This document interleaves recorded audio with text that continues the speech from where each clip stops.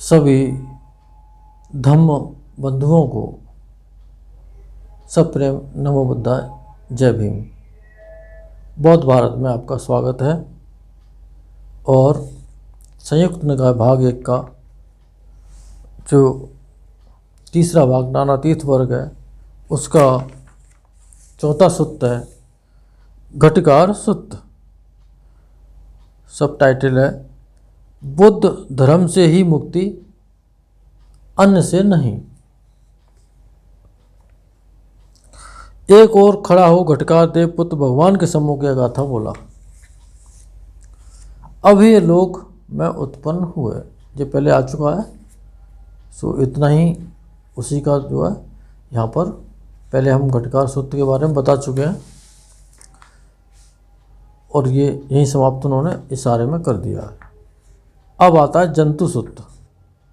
अप्रमादी को प्रणाम, नमस्कार करने के योग्य होता है अप्रमादी। जो व्यक्ति सीधा साधा जीवन गुजारता है, केवल गुजारे भर के लिए भोजन पानी और कपड़े ये सब तन ढकने के उद्देश्य से, ऊर्जा के उद्देश्य से भोजन, कोई स्वाद की दृष्टि से कुछ नहीं, कोई मनोरंजन नहीं, शांत और गंभीर, उसको अप्रमादी कहते हैं। जो संसार के सुखों में आनंदों में लोटपोट नहीं लगाता, उनको मन से हटा देता है, वो अप्रमादी की श्रेणी में आता है और उसको नमस्कार। ऐसा मैंने सुना, एक समय कुछ भिक्षु हिमवंत के पास कौशल के जंगलों में विहार करते थे। वे उद्दत और लंठ, चपल, बकवादी, बुरी बात निकालने वाले, मूढ़ स्मृति वाले, असंप्रज्ञ, असमाहित, चंचल चित्त वाले, असंयत इंद्रियों वाले, ये सब दोषी दोष हैं। इन्हीं के चलते हम दुख में पड़ते हैं।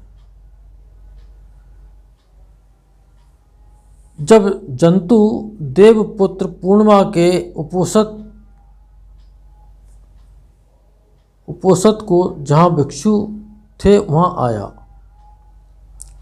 उपोषत एक व्रत होता है कि आज सारे दिन हम शील का पालन करेंगे, उसे उपोषत कहते हैं। स्वयं से ले लेते हैं या किसी भिक्षु, किसी अपने बड़े साधुओं से ले लेते हैं और हम उसका पालन करते हैं।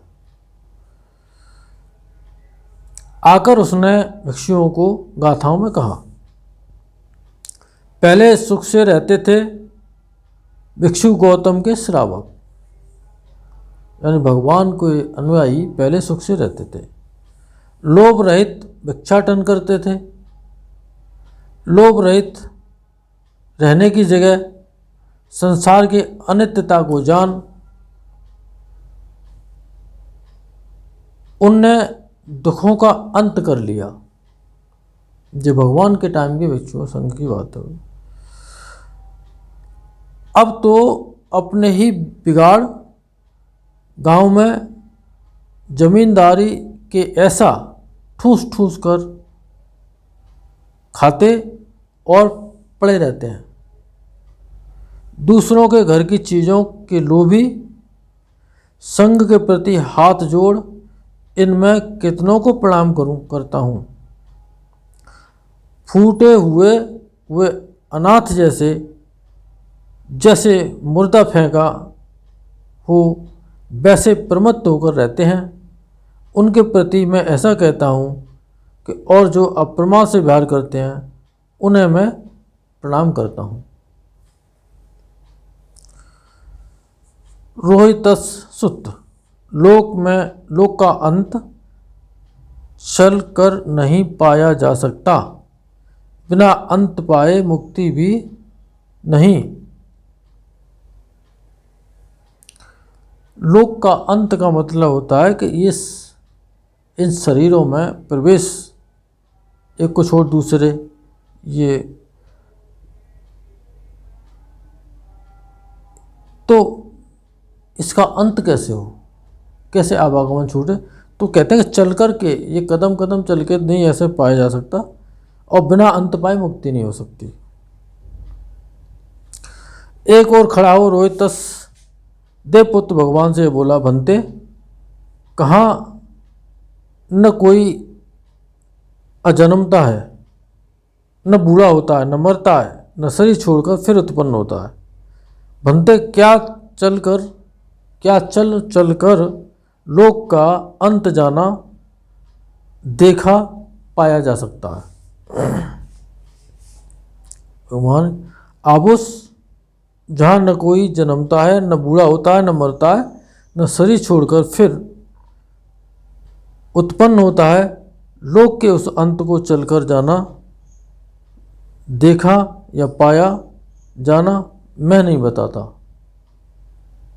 भंते आश्चर्य अद्भुत है, जो भगवान के इतना ठीक कहा, जो भगवान ने इतना ठीक कहा, लोक के उस अंत को चल चल कर जाना देखा या पाया जाना मैं नहीं बताता। भंते बहुत पहले मैं रोहितस नाम का एक ऋषि भोजपुत्र, बड़ा रिद्धिमान, आकाश में विचरण करने वाला था। भंते उस समय मेरी ऐसी गति शक्ति भी थी जैसे कोई हथियार तीरंदाज सिखाया हुआ जिसका हाथ साफ हो गया हो, निपुण अभ्यासी एक हल्के तीर को बड़ी आसानी से ताल की छाया तक फेंक दे, ताल की छाया तक फेंक दे। भंते उस समय मेरा ऐसा डेग ऐसा पड़ता था जैसे पूर्व के समुद्र से लेकर पश्चिम के समुद्र तक। भंते तब मेरे चित्त में यह ख्याल आया, मैं चलकर लोक के अंत पहुंचूंगा, फिजिकली चल करके लोक के अंत में पहुंच जाएंगे।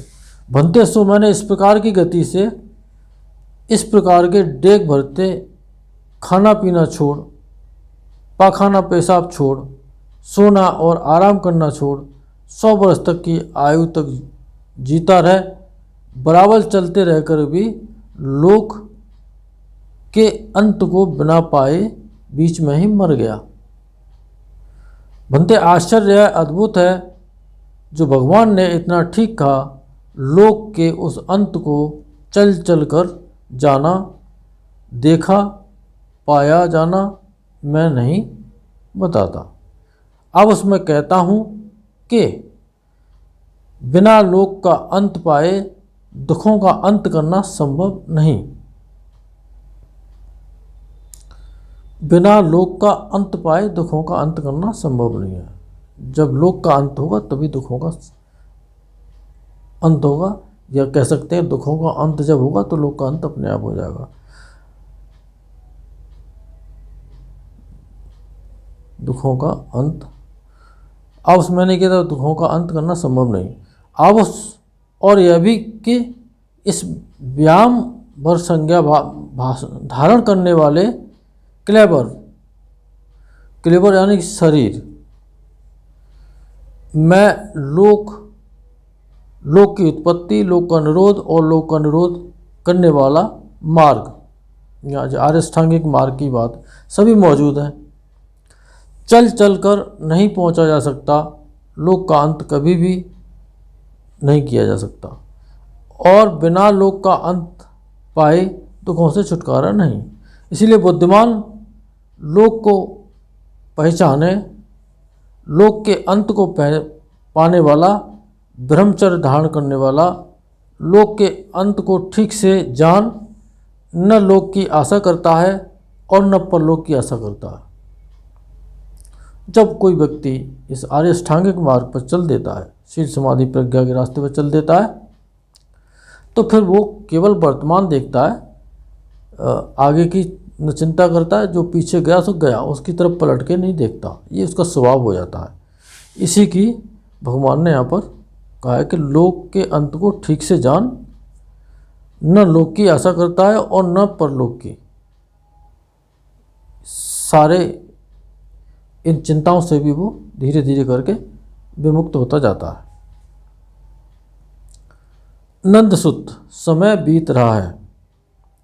एक और खड़ा हो देव पुत्र भगवान के सम्मुख एक गाथा बोला, समय बीत रहा है, रातें निकल रही हैं। जो पीछे जो सूत्र पड़े हैं उसी तरह से। 8वां सूत्र है नंदी विशाल सूत्र, यात्रा कैसे होगी ये भी बताया जा चुका है। और सुषिम सूत्र, आयुष्मान सारपुत्र के गुण।